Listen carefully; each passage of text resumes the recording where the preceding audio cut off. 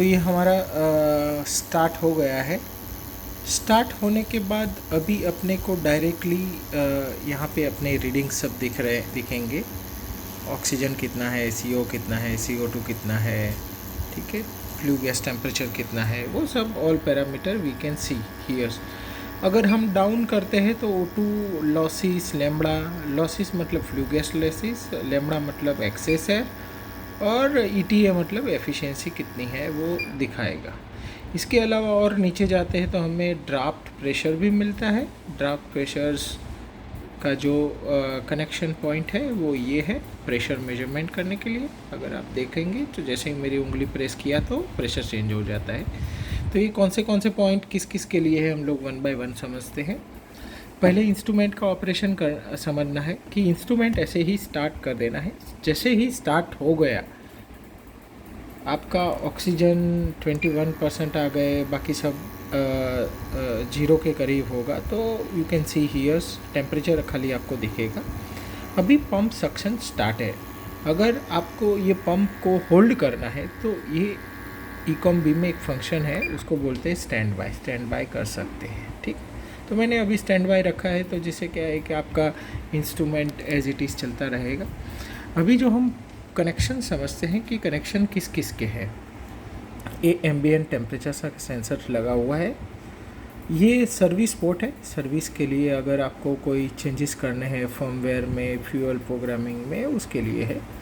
ये जो है आपका ब्लूटूथ से आपका ऐप कनेक्टिविटी के लिए है। और ये जो है ये कनेक्शन, ये प्रेशर के लिए है और ये फ्लू गैस के लिए है। और यहाँ से ये ब्लैक कलर की दिख रही है वो ओरिंगे लगी हुई है, ठीक है। प्रेशर और ये फ्लू गैस, उसमें फ़र्क इतना है कि ये सपोज़ 7 mm का है तो ये 8 mm का है, तो 1 mm का डिफरेंस है दोनों में। और ये आपका फ्लू गैस टेम्परेचर है। तो ये 6 कनेक्शन इसके हैं। ये पूरा का पूरा मेटल बॉडी है। यहाँ पे आपको ये सीरियल नंबर लिखा हुआ होता है, ईकॉम बी उसका मॉडल नंबर है।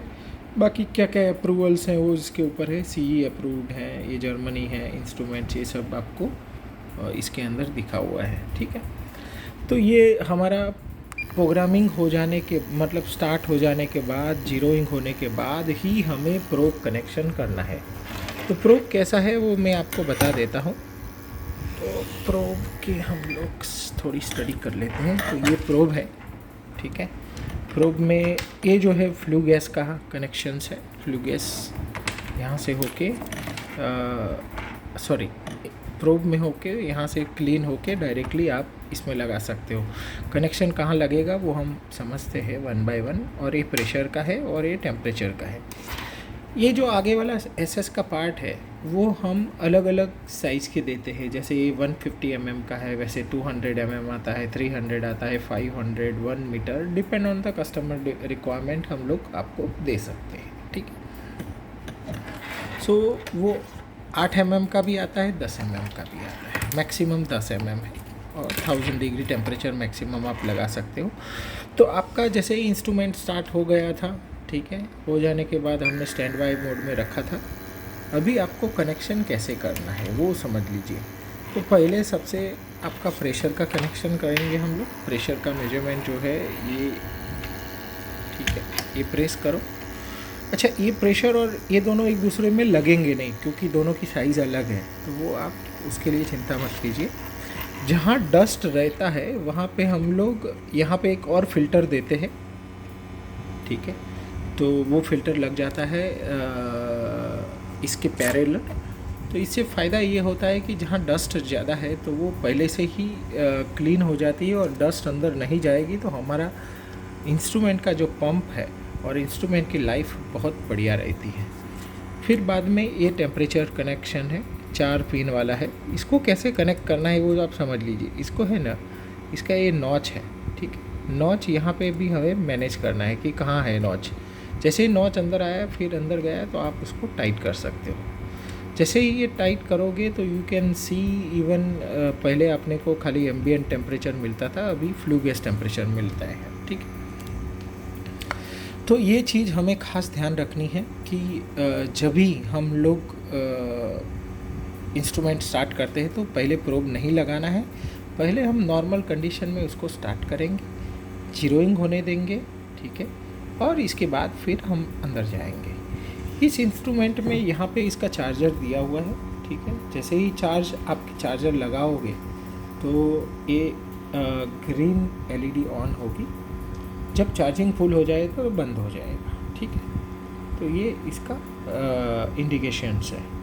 तो एक बार चार्ज करते हो 6 से 8 घंटा लगता है, बट 15 घंटा बैटरी चलती है कंटिन्यूसली, ठीक।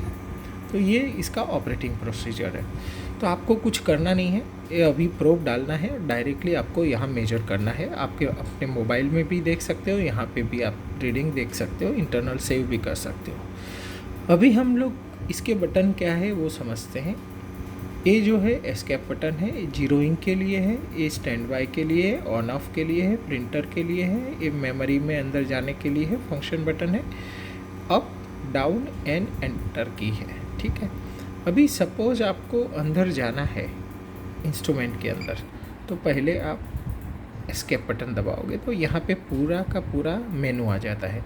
कंबशन मेजरमेंट हमारे लिए इम्पॉर्टेंट है, mean value average value important है, एटमॉस्फेरिक बॉयलर और बर्निंग ब्लोअर, डायग्नोस्टिक गैस और प्रेशर टेस्ट, ये जो है वो जो यूरोपियन कंट्री में जहाँ हाउस सीटिंग रहता है वहाँ के लिए इम्पोर्टेंट है, हमारे लिए इम्पोर्टेंट नहीं है, तो वो ध्यान रखिए आप। डेटा प्रोसेसिंग, अगर मेमोरी में यहाँ पे भी जाके आपको डेटा सेव करना है तो कर सकते हैं। इसका एक सेपरेट वीडियो मैंने बनाया है जो आपको इसके साथ साथ दे दूँगा।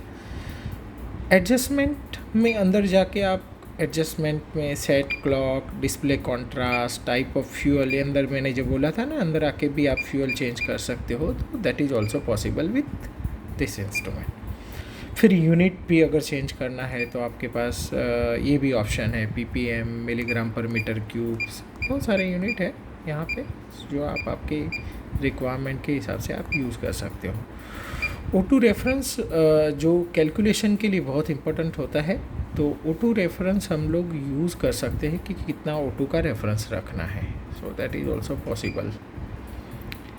एयर प्रेशर कितना है तो that is also we can put. So calculations में हमें इजी रहेगा कि जो बीप बीप आवाज़ आ रहा है उसको आप अप डाउन कर सकते हैं।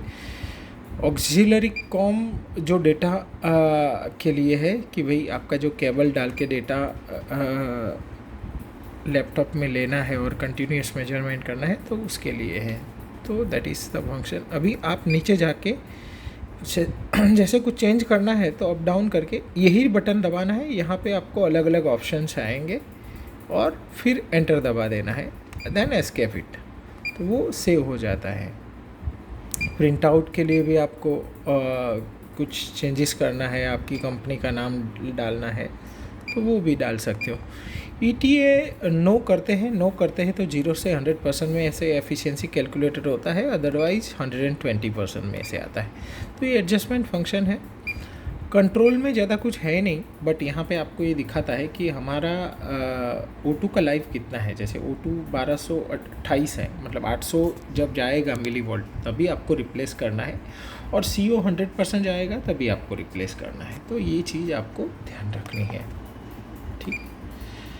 मीन वैल्यू क्या है कि अगर आपको कोई एवरेज रीडिंग करना है, जैसे ये मैं आपको बताता हूँ। यहाँ पे जाके आपने टाइमिंग डाल दिया, 1 मिनट 2 मिनट जितना भी डालना है वो डाल सकते हो। यहाँ पे सपोज 2 मिनट या 1 मिनट करके एंटर डाल दिया। स्कैनिंग टाइम आपने सेट कर दिया 1 सेकंड, ठीक है। अभी जैसे मैं इसको स्टार्ट करूँगा ना तो ये मेरा स्टार्ट हो जाएगा। जब 1 मिनट ख़त्म हो जाएगी तभी मैं लाइव एवरेज रीडिंग मिल जाएगा। अभी फॉर एग्ज़ाम्पल यहाँ पे हम देखते हैं तो ऑक्सीजन हमारा 21 दिखा रहा है।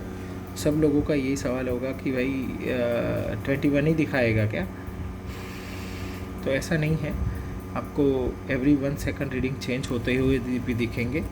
जैसे अभी मैंने ब्लो किया है मेरे मुंह से,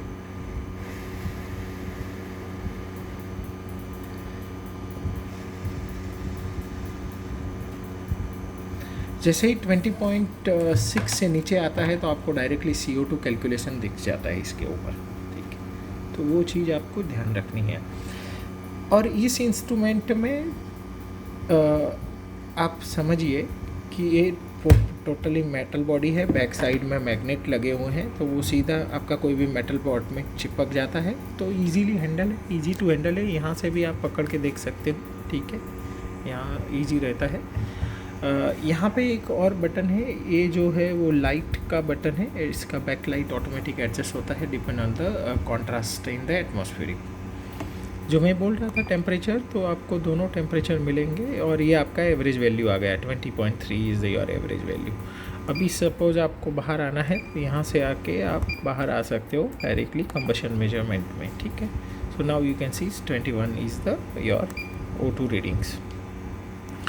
जो मैं दूसरा एक पॉइंट याद कर रहा था कि भाई आपको दूसरा पंप एक्टिवेट कैसे करना है। तो इसमें कैसा होता है कि जैसे CO हाई चला जाता है ना, तो दुनिया की कोई भी फ्लू गैस एनालाइजर ले लो, सब हैंग हो जाता है। But Ecom is the only company, उसका एक फ़ायदा है कि यहाँ पे 2 पंप डाला हुआ है। देखिए अभी CO तो नॉर्मल है 0 ppm, बट आपने जैसे सेट किया है 6000, 7000, 8000, 10000, मैक्सिमम 10000 ppm सेट कर सकते हो। 10000 से ऊपर जाएगा तो मेरे को दूसरा पंप एक्टिवेट होना है। तो उस केस में आपको अभी मैन्युअली मैं स्टार्ट करता हूँ, लेकिन ऑटोमेटिकली एक दूसरा पंप स्टार्ट होगा। अभी देखिएगा ओनली 1 नॉइस आ रहा है। अभी now you can see the 2 voice of pump. जो आपको यहाँ पे CO का ऑप्शन दिखा रहा है, CO डैश डैश डैश हो जाएगा और आपके दूसरे मेजरमेंट में इफ़ेक्ट नहीं आएगा। ये इसका एडवांटेज है, ठीक है। यहाँ जाके आप रीडिंग की मेमोरी में, डिस्प्ले वैल्यू वगैरह में जा सकते हो। So this are the functions are available. But कोई भी चीज़ में अंदर जाने के लिए या तो आप बैक जाइए, बैक जाने के बाद आपको एंटर दबाइए, ठीक है। यहाँ से अप डाउन करके फिर से आप एस्केप करेंगे तो आपको वो रीडिंग सेव करने की ज़रूरत नहीं, डायरेक्टली अंदर सेव हो जाता है, वो जो सेटिंग्स है, सॉरी, ठीक है। तो ये ईकॉम B का ऑपरेशन है, बहुत इजी है, everyone can handle it. Probe आपको जो आपकी टेम्परेचर और लंबाई के हिसाब से आप मेरे को बोलेंगे तो मैं उसके हिसाब से हम लोग मैन्युफैक्चरिंग करते हैं, ठीक है। इसके अंदर 2 सेंसर्स लगे हुए हैं, उसको आप इजीली ओपन करके यहाँ से देख सकते हो। 2 सेंसर्स हैं, प्लग इन प्ले टाइप के हैं। एडवांटेज ये है कि इसमें आप नॉक्स सेंसर भी अपग्रेड कर सकते हो, NO सेंसर डाल सकते हो, जिससे आपको डायरेक्टली नॉक्स मिल जाएगा, ठीक है। दूसरा इसमें एडवांटेज है कि इसका पंप पावरफुल है, बैटरी 15 घंटा चलता है। 1000+ अगर MMWC कहीं भी सक्शन है, तो हमने तो सीमेंट में भी यूज़ किया है, तो कोई दिक्कत आती नहीं है। Only the filter is the main point where we need to frequently change it. अगर ये रेगुलर चेंज करते हैं तो कोई दिक्कत नहीं है। एक सिंपल मैं चीज़ बता देता हूँ, एनालाइज़र को ऑपरेट करने में बहुत सिंपल है, कुछ करना नहीं है। इस इंस्ट्रूमेंट को आपको जस्ट स्टार्ट करना है, स्टार्ट करने के बाद ही आप प्रोब लगाइएगा, ये मेरी आप सबसे रिक्वेस्ट है।